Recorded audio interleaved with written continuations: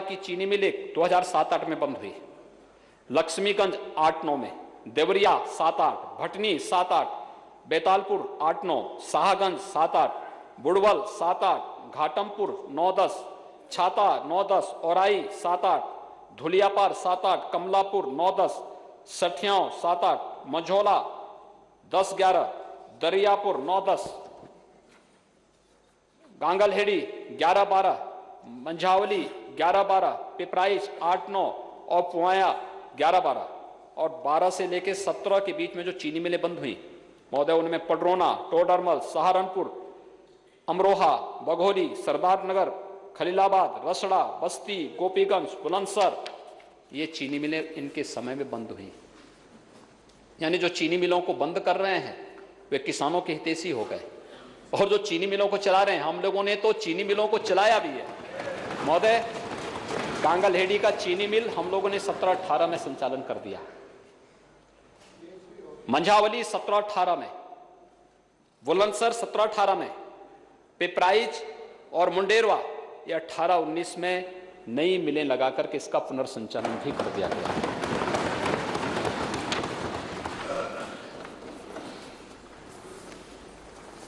यानी हम चीनी मिलों को चला रहे हैं तो हम किसान विरोधी, और ये चीनी कोई चीनी मिलों को बेच रहा है, कोई बंद कर रहा है, तो ये किसान हितैषी हो गए। ये कहां का अर्थशास्त्र है और ये कहां का जो है, ये कहां के हितैषी हो गए। यानी हमें देख के मुझे आश्चर्य होता है।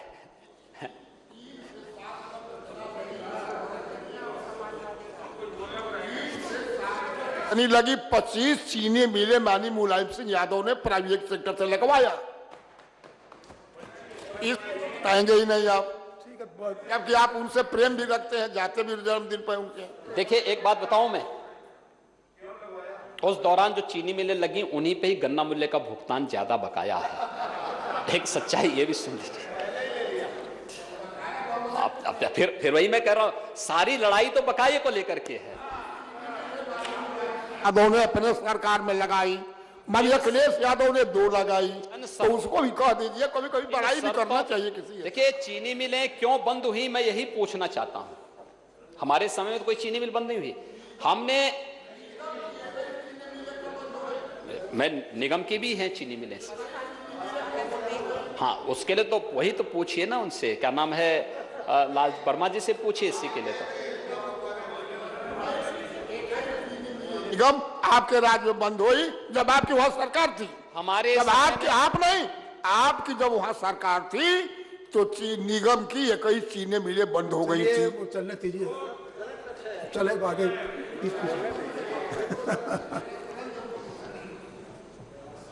आप जारी रखिए।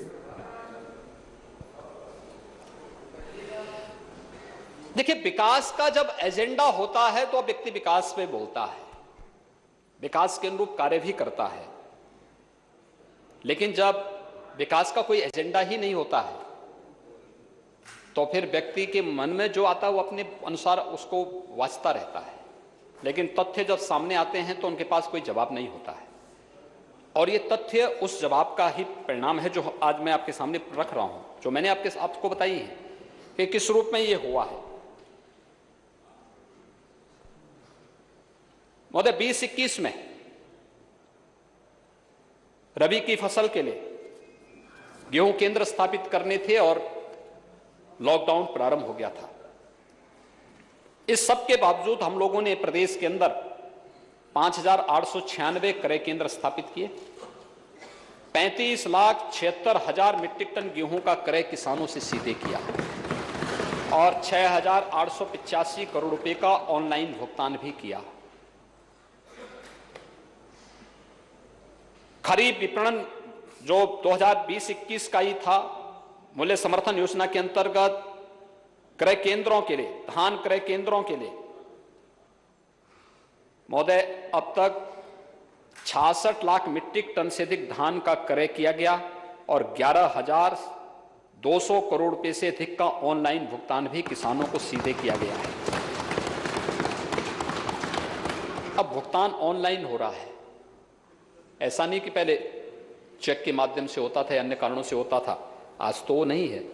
ये सीधे भुगतान किसानों के खाते में जा रहा है। अब इसको कैसे कह सकते हैं कि पैसा जो है दलालों को जा रहा है या अन्य लोगों को जा रहा है? ये तो किसानों को देने का कार्य। महोदय, इसी दौरान 2021 में खरीफ विपणन वर्ष 2021 में 108 मक्का क्रय केंद्र स्थापित किए गए, जिसमें 1,06,000 मीट्रिक टन मक्के की खरीद की गई और 197 करोड़ रुपए का भुगतान डीबीटी के माध्यम से किसान के खाते में किया गया। प्रधानमंत्री किसान सम्मान निधि, अभी मैंने पिछले दिनों सदन में ही अवगत कराया था, बेस्ट परफॉर्मेंस के लिए उत्तर प्रदेश को पुरस्कार दिया है भारत सरकार ने। आज के दिन पे 2,42,00,000 किसान प्रधानमंत्री किसान सम्मान निधि की पात्रता रखते हैं। एक ही दिन में प्रदेश के किसानों के खाते में 27,123 करोड़ रुपए सीधे डीबीटी के माध्यम से किसानों के खाते में गए। मुख्यमंत्री कृषक दुर्घटना कल्याण योजना का दायरा बढ़ाया गया है। 5 लाख रुपए की बीमा, किसी भी आपदा में किसान का परिवार, उसका सहयोगी या उसका बटाईदार, ये सभी उसके दायरे में आएंगे। उसको ये सामाजिक सुरक्षा किसानों के लिए है, एक किसान को दिया जा रहा है और ये सुरक्षा देने के साथ ही इसके दायरे को बढ़ाने का कार्य किया गया है। प्रदेश के हर किसान को जो आयुष्मान भारत की योजना के कारण 11-12 में जो राज्य की सरकारें थी, जिनको वास्तव में गरीबों की चिंता नहीं थी, हर किसान को आयुष्मान भारत योजना के अंदर लाने, जो नहीं आ पाया है उसको हम मुख्यमंत्री जन आरोग्य योजना से आच्छादित करने के लिए भी इस बजट में उसका प्रावधान कर दिया गया है। महोदय, 21-22 के इस बजट में किसानों के लिए ही आत्मनिर्भर कृषक समन्वित विकास योजना के लिए भी धनराशि की व्यवस्था की गई है। ये किसानों के हित के लिए की जा रही योजनाएं हैं। किसानों को खेती के साथ साथ समय पे बीज उपलब्ध हो जाए, उन्नत तकनीक के बीज मिल जाए, खाद उपलब्ध हो जाए, ये व्यवस्था तो लागू की जाती है, की जा रही है।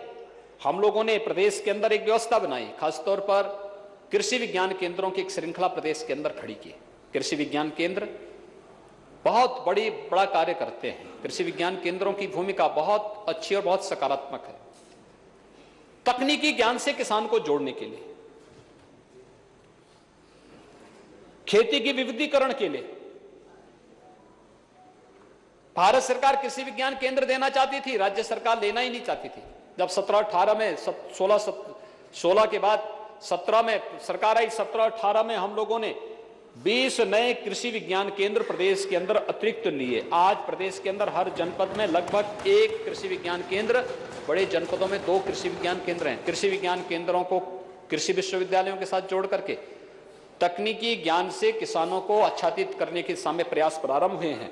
लेकिन साथ साथ प्रदेश में किसान को पानी भी मिले, इसके लिए किसानों को मुफ्त पानी के लिए भी 700 करोड़ रुपए की व्यवस्था भी इस बजट में अतिरिक्त की गई है।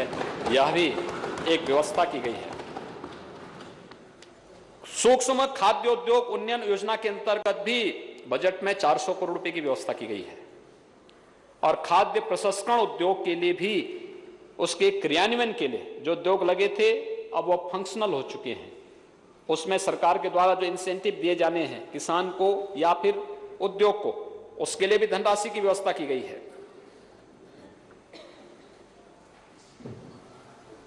केमिकल और फर्टिलाइजर के भंडारण के लिए, स्टोरेज के लिए बजट की व्यवस्था का प्रावधान किया गया है।